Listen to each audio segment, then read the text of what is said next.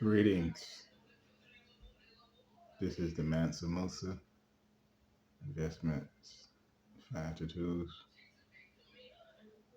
Once again, like, share, and subscribe. The Mansa Musa Investments Financial Tools. Without further ado, let's go. Bitcoin's unique because no amount of capital flowing into a Bitcoin ETF is going to create any more Bitcoin. What we've got is 900 Bitcoin a day. And around April 16th to April 18th of this year, we're going to go to 450 Bitcoin a day.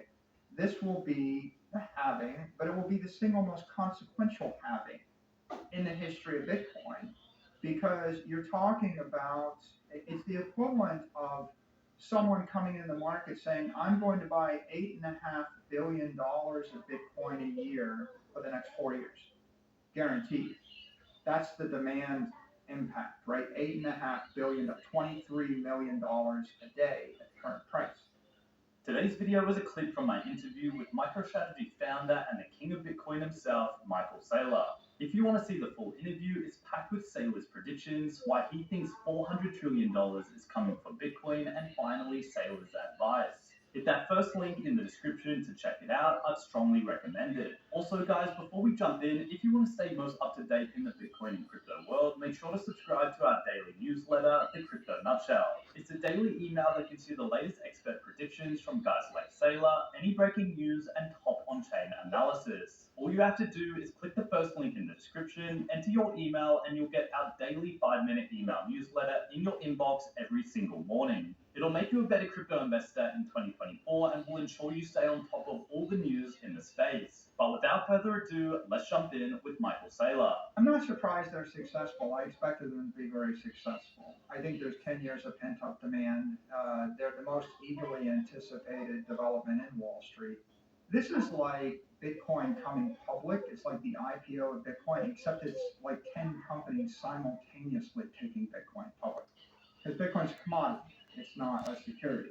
So the idea that BlackRock and Fidelity and Grayscale and Bitwise and ARK, they're all taking Bitcoin public at the same time is a big deal. The fact that I'm not surprised they're successful as ETFs because Bitcoin's the apex ETF. The other ETFs are based You say Bitcoin is a commodity, so let it rip.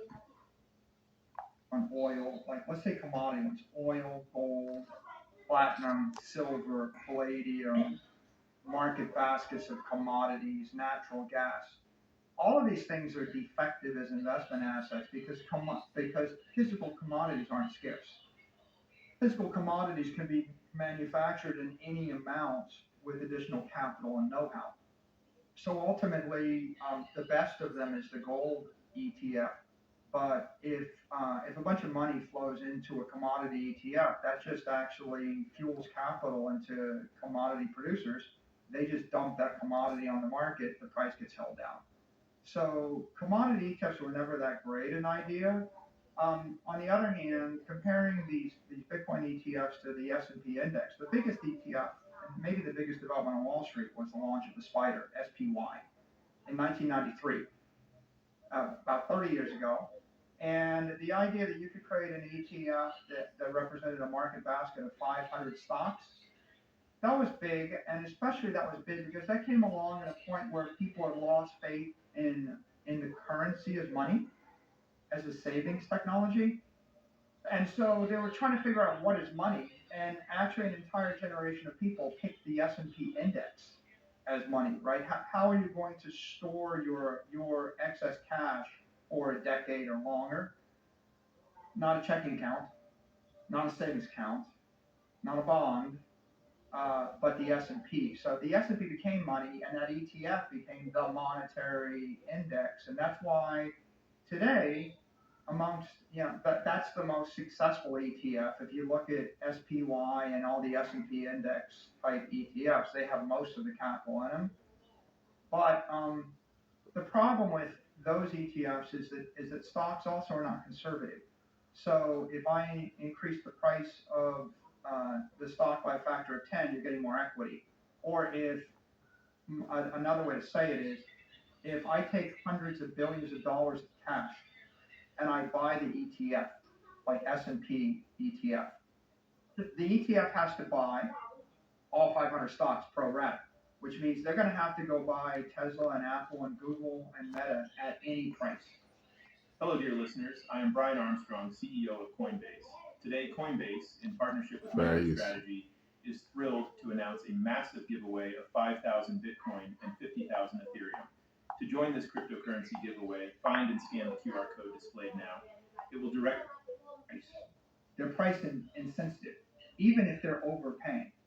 So when they buy it at any price, what they're doing is they're creating more equity because they're encouraging those companies to issue more stock. And then, of course, this is common sense. If the price of your stock doubles, the employees in the company with stock options, they sell the stock, right? They sell the stock option. When they sell the stock option, you put more stock on the market. So the price creates supply. There's a price supply elasticity there.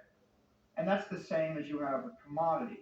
It's the same as you have with REITs, real estate investment trust, and it's the same thing with bond funds.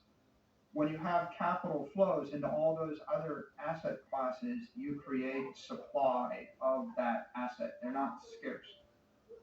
Bitcoin's unique because no amount of capital flowing into a Bitcoin ETF is going to create any more Bitcoin. You know, what we've got is 900 Bitcoin a day. And around April 16th to April 18th of this year, we're going to go to 450 Bitcoin a day. This will be the halving, but it will be the single most consequential halving in the history of Bitcoin because you're talking about